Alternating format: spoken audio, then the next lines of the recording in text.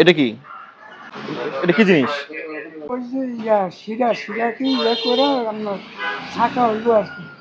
ছাঁকা তারপরে এই যে শিরাটা আপনারা ব্যবহার করেন, এটা কি কখনো জের শেষ হয় না? না শেষ হয়েছে। শেষ হয় নাকি এটা কন্টিনিউয়াসলি ব্যবহার করেন আপনারা? এই কালার দেখে কিন্তু আমরা বুঝতেছি যে এটা আপনি কন্টিনিউয়াসলি দীর্ঘদিন ধরে ব্যবহার করছেন। না এই দেখেন তেল যেটা ব্যবহার করছে, এই তেল কি ব্যবহারের উপযুক্ত? এটা কি তেল বলেন তো? একটা ডাবল দিছো এটা কি তেল? এটা এটা কি খাওয়ার উপযুক্ত তেল? পোড়া তেল। তাহলে মানে ওই যে মিষ্টি ভাজি। আচ্ছা শুনেন, জি স্যার। আমাদের ঢাকা শহরের একটা বড় অংশের মানুষ যারা এই বাইরের খাবারের উপর নির্ভর করে, সেটা আপনারও পরিজন হতে পারে, আত্মীয় স্বজন হতে পারে, আপনার পরিবার সদস্য হতে পারে। আপনি যে খাওয়াচ্ছেন, এই তেল খাওয়াচ্ছেন আপনি, এই শিরা খাওয়াচ্ছেন আপনি মানুষকে, আপনি নকল চেরি ফল খাওয়াচ্ছেন, কৃত্রিম রং খাওয়াচ্ছেন, ঠিক অপরাধ কিনা সেটা বলেন। তারপরে বারংবার বলা সত্ত্বেও যারা কাজ করছে এখানে, খাদ্য সামগ্রী যখন আপনি উৎপাদন করবেন অবশ্যই আপনার এই মেজারগুলো নিতে হবে। মাথায় টুপি থাকবে, হাতে গ্লাভস থাকবে, এবং অবশ্যই তারা পরিষ্কার পরিচ্ছন্ন উপায়েই উৎপাদন করবে। এটা অপরাধ কিনা বলেন? অপরাধ। আমি দেখি না, ওরা গরমের কারণে ব্যবহার করে না স্যার। গরমের কারণে এটা অপরাধ। তাদের জন্য আপনি যাতে গরম না লাগে সেটা একটা মেজার নিতে হবে। কর্মপরিবেশ আপনি দিবেন না তাকে, না অবশ্যই। সে তো মানুষ, সে তো কাজ করে। আপনি যেমন পরিবেশ দিবেন সেভাবে সে কাজ করবে। তাকে সেই পরিবেশটুকু দেওয়ার দায়িত্ব কি আপনার না? হ্যাঁ, অপরাধ তো তাহলে পারে এগুলা। একটা অপরাধ না, কিন্তু অনেকগুলো ফাইন্স। অস্বাস্থ্যকর পরিবেশে খাবার উৎপাদন, পোড়া তেল ব্যবহার, তারপরে আপনার যে শিরা ব্যবহার করা হচ্ছে, এটা কন্টিনিউয়াসলি একই শিরার মধ্যে প্রতিদিন অনেক কিছু চিনি, কিছু পানি দেওয়া হয়, ওটা কোনো জেন নাই, এটা কোনো শেষ নাই, তাই তো? যদি এটা অপরাধ হয়ে থাকে, আমরা যে পানিশমেন্ট দেব, সেটা কি আপনাকেই দেবো নাকি আপনার কোনো কর্তৃপক্ষ বা অন্য কেউ আসবে? আপনার যাই বিচারে আসে তাই খায়। হ্যাঁ, আপনার যাই মনে হয়, আমি যখন আসি আমি আচ্ছা আচ্ছা আচ্ছা, হ্যাঁ। ভোক্তা অধিকার সংরক্ষণ আইন 2009-এর অবৈধ প্রক্রিয়ায় পণ্য উৎপাদন বা প্রক্রিয়াকরণ, আমাদের 43 ধারা, সেবাগ্রহীতা জীবন বা নিরাপত্তা বিপন্নকারী কাজ করা। আপনারা যে নকল সিনথেটিক কালার ব্যবহার করছেন, যারা ভোক্তা তাদের কিন্তু শারীরিক বিভিন্ন ধরনের কমপ্লিকেশন দেখা দেবে। আচ্ছা চলেন, আপনাদের আরো দুটো গোডাউন আছে, আমি গোডাউন দুটো আমরা দেখি। খবরের কাগজে যে এই যে প্রিন্ট গুলো করা হয়, এই রংগুলো কিন্তু খাবারের সাথে মিশে যাচ্ছে আপনার। আপনি ইয়েতেন না, মেয়াদ দেওয়া হয় না?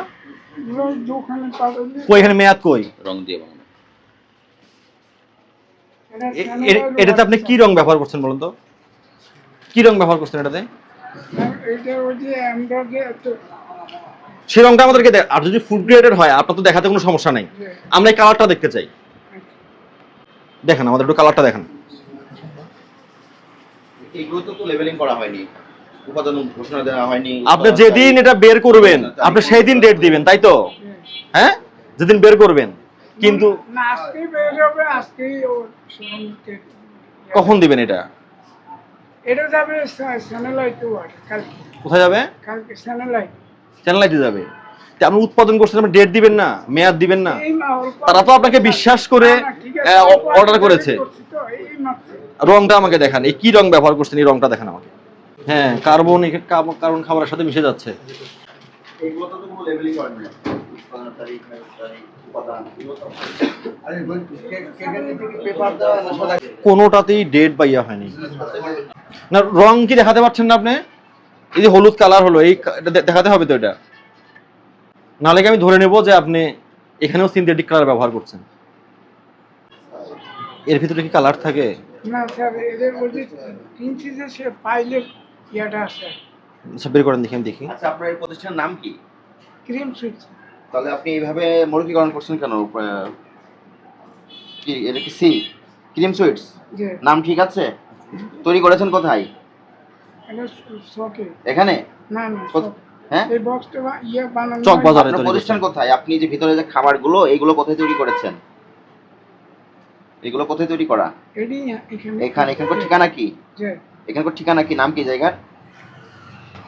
এটা এই আমরা 106/2 106/2 নাকালপাড়া, পশ্চিম নাকালপাড়া, পূর্ব নাকালপাড়া। কিন্তু আপনি এখানে দিলেন ইস্ট হাজিপাড়া, রামপুরা, ঢাকা। তৈরি করছেন এক জায়গায়, ঠিকানা দিচ্ছেন ভুয়া অন্য জায়গার ঠিকানা, কেন? আর ওটা আগে বানাইছিল যে ওই ইয়াতে বানাইছিল না, এটা তো পারবেন না আপনি। যেখানে উৎপাদন হবে আপনার সেখানকার ঠিকানাই সঠিক থাকবে। ঠিকানা দিতে হবে, আপনি মিথ্যা ঠিকানা দিচ্ছেন। এটা কিন্তু আমি জানি না। আচ্ছা, বুঝতে পারছি আমরা। এখানেও কিন্তু আপনি হ্যাঁ, প্রতারণার আশ্রয় নিয়েছেন। আপনি আপনার ঠিকানা দেননি। আপনি এখান থেকে উৎপাদন হচ্ছে, এখানকার ঠিকানা থাকবে। আপনি রামপুরার ঠিকানা দিচ্ছেন এখানে। চলুন আরেকটা গোডাউন আছে, আসেন। মোড়কজাত করা হয়েছে কিন্তু ডেট পড়ে নাই এখনো। মোড়কজাত আপনি করেছেন কিন্তু আপনি ডেট দেন নাই এখনো। মানে যেদিন এটা সেল করবেন বা যেদিন বিক্রি হবে সেদিন ডেট দিবেন, উৎপাদন সেদিন দেখাবেন। আজকে ইয়া হয়েছে তো বিকালের দিকে ডেট না, এটা তো যখন আপনি প্যাকেট করবেন, তো প্যাকেজিং করবেন তখনই আপনার ডেটটা থাকবে। এটা সকালে করছি স্যার। আপনি কি দিয়ে লেখেন এটা? এখন কি দিয়ে লিখবেন? আমরা ওই যে স্টাই কাগজের স্টিকার লাগাবো, ওই যে ইয়ার স্টিকার সিলমাই এক্সট্রা কাগজে লিখে দিবেন। না কাগজে না, এটা কি এটা হওয়া উচিত না যে যখন আপনি প্যাকেজিংটা করছেন তখনই একদম অটোমেটিক্যালি ডেটটা পড়ে যাবে? এই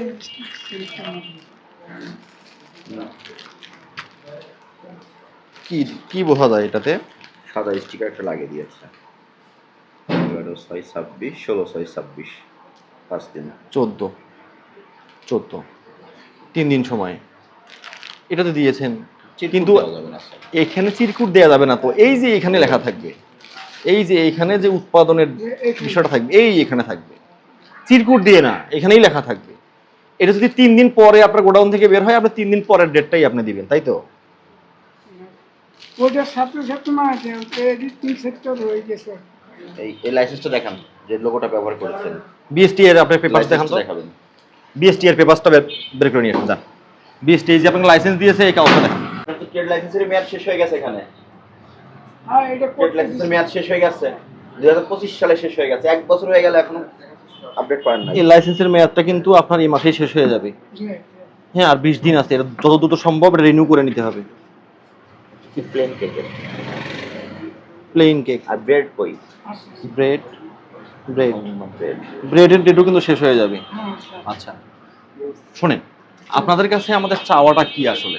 হ্যাঁ, আপনাদের কাছে চাওয়াটা হচ্ছে আপনারা পরিষ্কার পরিচ্ছন্ন একটা পরিবেশে পণ্যগুলো উৎপাদন করবেন। যখন যেদিন উৎপাদন করবেন ডেটটা যেন সেদিনেরই থাকে। আর হচ্ছে আমাদের যে অন্যান্য যে সিনথেটিক রং ব্যবহার করা হয়, এটা না করে ফুড গ্রেডেড রং ব্যবহার করবেন। আর রং ব্যবহার না করলেই ভালো। আর যদিও করতে হয় সেটা আপনি ফুড গ্রেডেড ব্যবহার করবেন। আর যে তেলটা আপনি ব্যবহার করছেন পোড়া তেল, কোনো খবরের কাগজ এখানে ব্যবহার করা যাবে না। এটাতে কিন্তু কার্বন ইউজ করা হয় এই ইয়েগুলোতে, পত্রিকাগুলোতে যখন আপনার লেখাগুলো ইয়ে করা হয়, এটা খাবারের সাথে লাগছে। কেন আপনারা তো সবসময় এই কাজটা করেন, এটা প্লাস্টিক দিয়ে কি বা কাপড় দিয়ে, সুতি কাপড় দিয়ে ব্যবহার করা যায় না? এই যে সামান্য কিছু ফাইন্ডিংস, বারংবার আপনাদের এখানে অভিযান হয়, আপনারা জরিমানা দেন, পরবর্তীতে আপনারা একইভাবেই আপনারা উৎপাদন করেন। এই জায়গা থেকে আমরা বের হয়ে আসবো কিভাবে? সদিচ্ছা আছে আপনাদের? ওটাই নিতে হবে। সদিচ্ছা আছে আপনাদের? ব্যবসা করতে হলে এটা করতে হবে মালিক। এটা তো খাবে, এটা তো মানুষ খাবে, এটা তো হাইজিন মেনটেন করে আমাদের করতে হবে, তাই না? খাদ্যপণ্য যখন আপনি উৎপাদন করবেন তখন কিছু আপনার মানবিক দায়িত্ব আছে, দায়িত্বগুলো আপনাকে অবশ্যই অনুসরণ করতে হবে। তাহলে আমার যে ফাইন্ডিংস, এগুলো তো আপনি বুঝতে পারছেন। পোড়া তেল ব্যবহার করা যাবে না, কৃত্রিম রং ব্যবহার করা যাবে না, আর আলাদাভাবে সিল লাগানো যাবে না। ওই যেদিন ম্যানুফ্যাকচারিং ডেট ডিরেক্টলি ওই ডেটটা ওই থাকবে। এবং যারা ওখানে কাজ করবে তাদের উপযুক্ত পরিবেশ আপনি তৈরি করে দিতে হবে। যেভাবে খাবার উৎপাদনের গাইডলাইন আছে সেভাবেই আপনি খাবারটা উৎপাদন করতে হবে। আপনাকে আমরা আজকে 2টি ধারায়, ভোক্তা অধিকার সংরক্ষণ আইনের 2টি ধারা, 43 ধারা অবৈধ প্রক্রিয়ায় পণ্য উৎপাদন বা প্রক্রিয়াকরণ, সেবা গ্রহীতার জীবন বা নিরাপত্তা বিপন্নকারী কাজ করা, 2টি ধারায় 43 এবং 52 ধারা, এই 2টি ধারায় 50-50 1 লক্ষ টাকা অর্থদণ্ড প্রদান করা হলো। না আমরা এখানে আপনার একটু এবং আপনাকে বলি এর পরবর্তীতে যদি আমরা এসে সেম বিষয় দেখি তখন আপনার দ্বিগুণ জরিমানা হবে।